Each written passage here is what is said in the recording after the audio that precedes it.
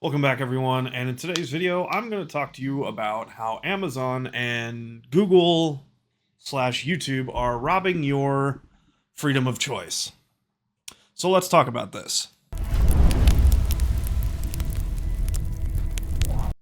So let me lay out the story for you. So my nephew's getting ready to go back to college in a few days. He wanted to come over and hang out for a few hours just to chill and visit and everything before he leaves in a few days. And he wanted to watch Iron Man 2. He has not seen it yet. And I was like, hey, I told him that was one of the best Iron Man movies, and it was one of my favorites, so he wanted to watch it before he left. So I didn't own the movie, but I figured I could probably find it on, some website somewhere or something like that. And we started watching it. It was kind of glitchy at times. It would stop and buffer for a while, and it was getting real frustrating. And taking up a lot of time. So I'm like, you know what? The heck with it. Maybe I'll just go to Amazon. Maybe they have it on like Prime Video where you can like rent it, or maybe if you sign up for Prime real quick, you can watch it for free and then you can cancel. No big deal. By golly, is that not the case? So I went on to Amazon Prime, went to Prime Video, scrolled down, and searched up Iron Man 2. And when it popped up, it says Prime Video, but it only allows you the option to buy. It doesn't allow you to rent or to view now if you have, like Prime Video subscription or whatever like that. So I was like, okay, it's $20. It's not going to kill me. And it's for my nephew. We get to watch a cool movie. And plus, it's in the 4K Ultra HD edition. So I was like, hey, it's going to look really good on my TV. Let's go for it. So then I click buy.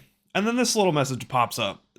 4K UHD videos aren't supported on your device. This video will play in the highest supported resolution.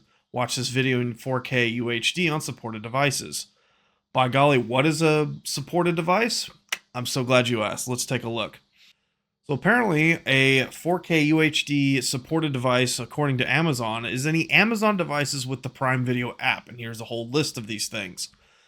Basically, they want you to use their app and not any type of browser that you may choose.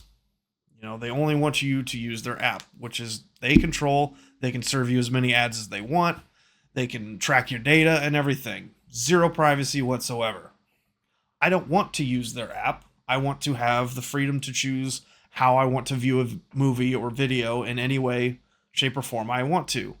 I don't want to download your app because it is a pain in the butt to use. I don't want to have to log in and then pull up my email and then and get a confirmation code and then put in that confirmation code to link an account and then to sign up my email and all this. I don't want to do that. It's too big of a freaking hassle just to watch a daggum movie.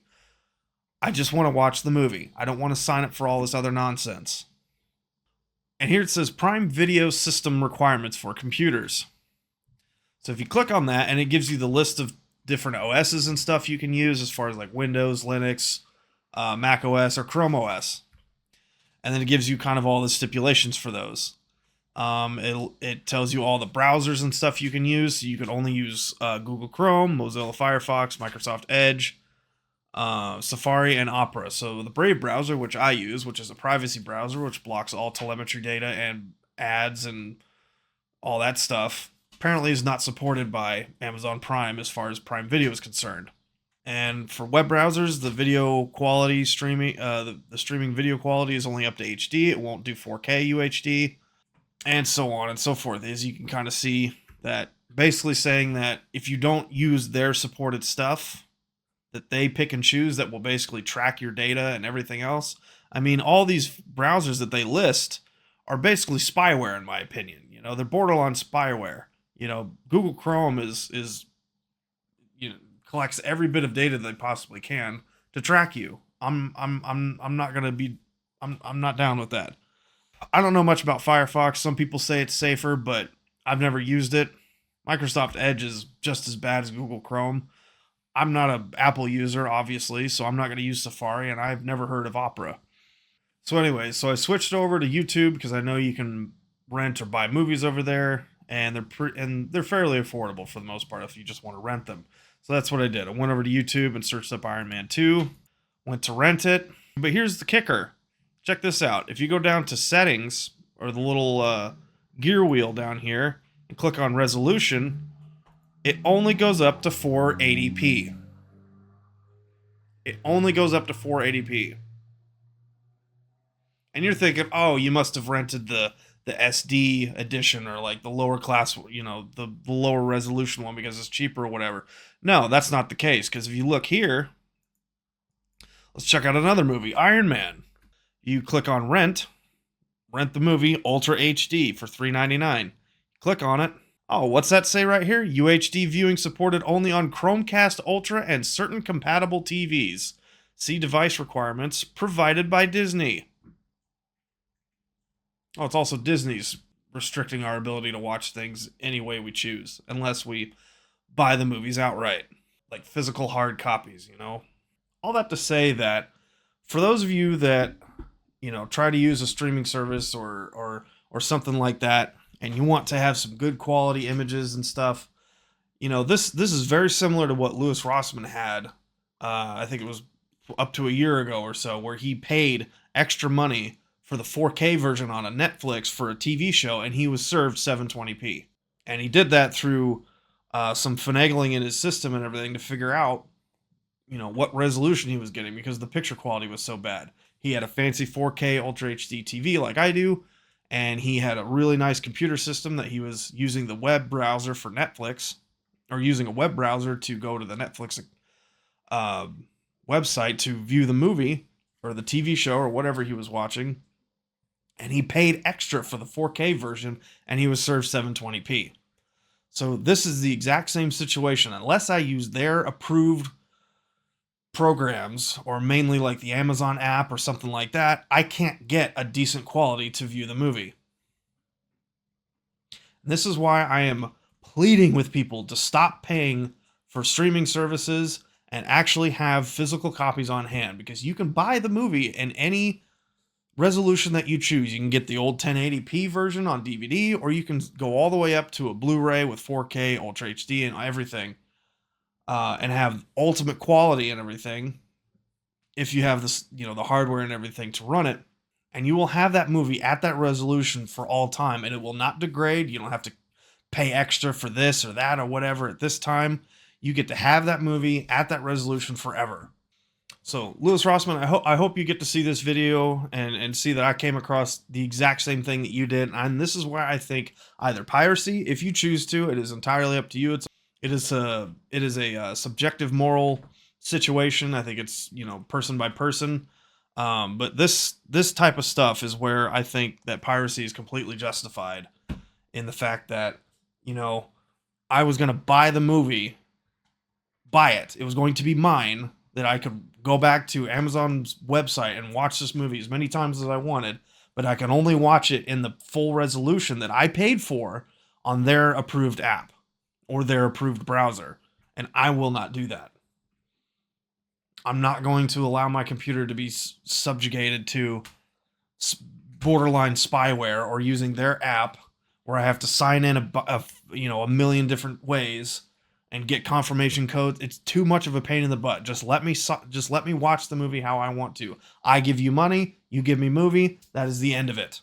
I'm sick of the digital age. I want to go back to where people can actually go into stores and buy physical copies of movies again, instead of having to constantly stream things where, you go and check the next week to finish up the TV show you were watching, and all of a sudden the TV show's gone for one reason or another, and you have to go searching for it on another subscription site, and you have to pay even more money out for that subscription site to continue watching the TV show you wanted.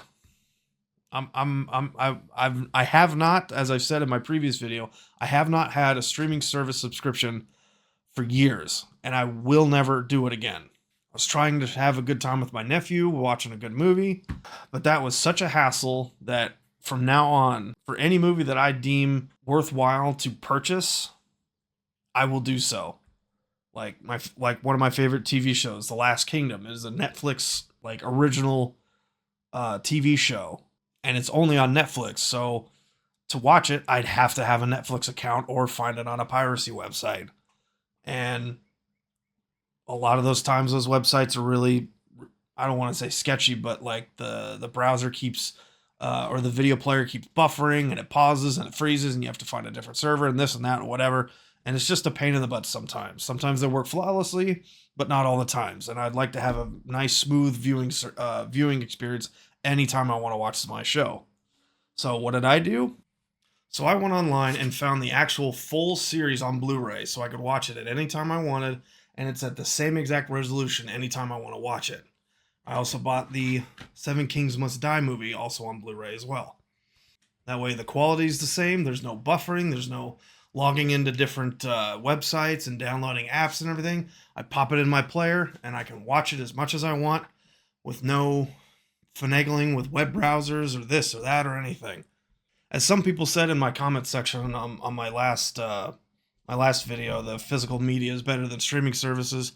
Some people are saying they buy all the movies that they deem, their favorite movies and everything. They buy they buy and have physical copies of that. But any movie they want to watch on a whim, they'll try to find, elsewhere.